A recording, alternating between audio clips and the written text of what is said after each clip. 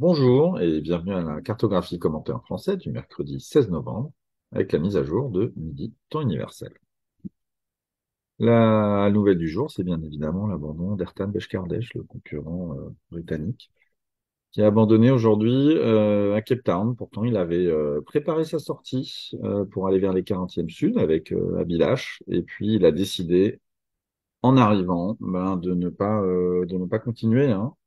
Ce qui est une sage décision dans le sens où quand on part de Cape Town, on rentre dans un tunnel de 3 mois, un tunnel froid avec du gros temps et beaucoup de solitude dans le sens où il y a encore moins de trafic que dans l'Atlantique et que l'expérience est vraiment beaucoup plus intense et plus longue.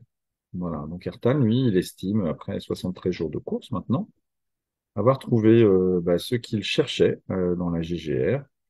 Et voilà, il est très content de retrouver sa famille, puisqu'on sait qu'il manque, il souffre beaucoup de la solitude. Donc, ils ne sont maintenant plus que 10 dans la flotte de la GGR, qui sont séparés là réellement, hein, c'est très clair, entre ceux qui sont déjà dans les mers du Sud et ceux qui sont encore dans l'Atlantique. On a parlé à Tapio, on a parlé à Michael, on a parlé également à Villach, et tous sont très heureux d'être dans les mers du Sud, hein. C'est vraiment quelque chose qu'ils attendaient. Et on sait qu'ils ont beaucoup souffert, hein, lors de leur descente de l'Atlantique. Ils ont souffert à la sortie du golfe de Gascogne. Ils ont souffert dans le Poteau Noir. Et enfin, à la recherche des alizés du Sud, qu'ils ont finalement trouvé au pré, dans une mer assez difficile. Donc ils sont vraiment contents maintenant de trouver des conditions du Sud. Pour Simon, eh ben, ça se passe plutôt bien. Il a laissé passer son premier coup de vent. Il a bien avancé. Il est un petit peu descendu à 43 degrés 38 sud. Il approche de la limite de la zone d'exclusion, avec toujours un bon rythme, hein, puisqu'il a plus de 400 000 d'avance sur son poursuivant, Tapio.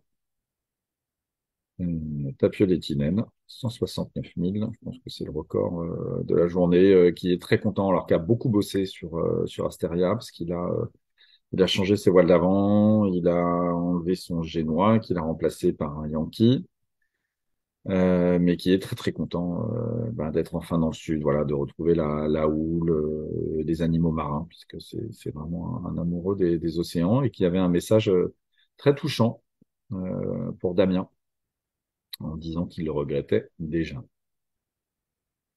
Derrière, en troisième position, eh ben, Kirsten, hein, dans son élément. Alors, eux ont un petit peu moins de vent, Kirsten est à village que Tapio, donc ça avance un petit peu moins vite.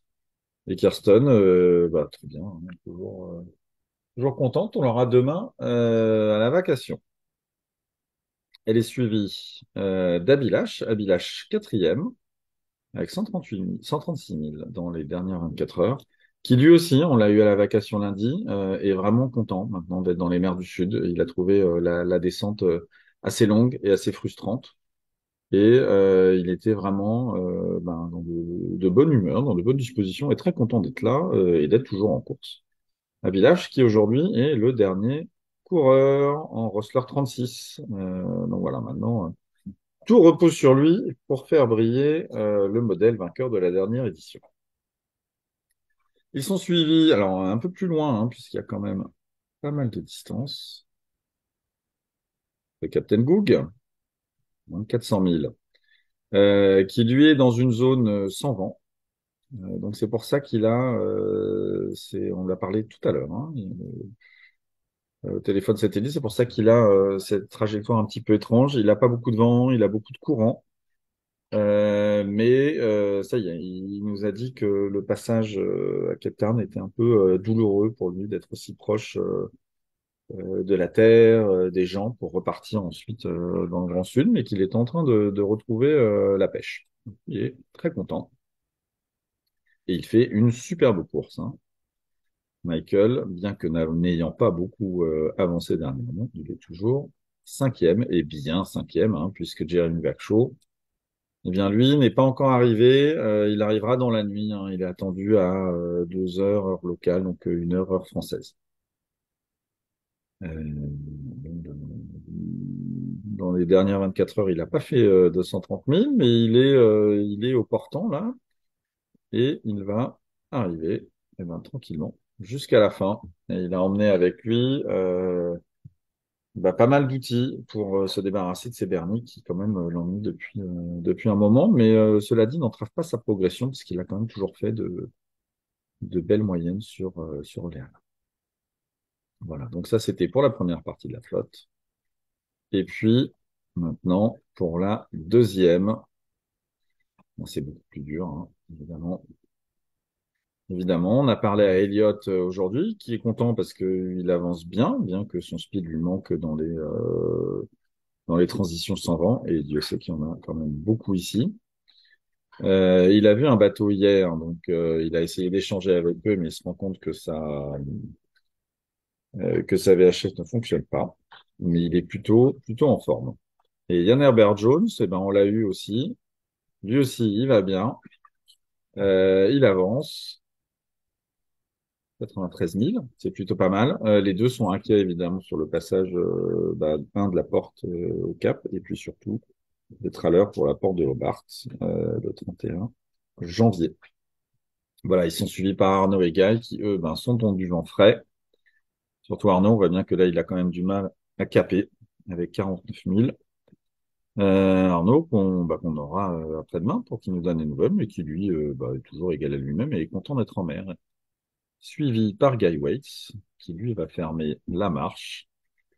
Il arrive quand même à faire 74 000 par jour avec tous ces berniques. Et on voit bien que derrière, bon, ils sont quand même assez inquiets sur la porte de Hobart, hein, puisqu'elle ferme le 31 janvier et qu'ils ne pourront pas continuer dans la GGR après cette date. Voilà. Alors, ce qu'on voit, nous, hein, en ce moment, c'est que les coureurs ont quand même après un sacré coup là dans toute la descente de l'Atlantique. On voit que la solitude commence à leur peser un petit peu. Et on voit bien lors des vacations qu'ils sont très contents de parler à des gens différents. Donc on va tourner maintenant lors des vacations de manière bah voilà, à varier les plaisirs, hein, puisque malheureusement nous sommes les seules personnes à qui ils peuvent parler. Voilà. Donc on se rend compte là vraiment hein, que au-delà de la voile, la réelle difficulté de la GGR, c'est quand même la faculté à résister à un isolement prolongé. Et pour ne rien arranger, eh ben, on va voir que la haute pression qui est ici, au sud de Gaï, ben, va traverser la flotte toute la semaine. Encore une fois, ce sont ceux qui sont les plus au sud qui vont moins en souffrir. On comprend maintenant la trajectoire des Sud-Africains qui connaissent bien le coin. Voilà, et qui font de grandes cuillères, puisque là, ça va être ce week-end, se faire rattraper par cet anticyclone avant qu'il soit poussé un petit peu plus au nord. Alors que dans le sud, prendre pas mal de vent. Voilà, c'était la carte du mercredi. Je vous remercie d'avoir suivi. À vendredi.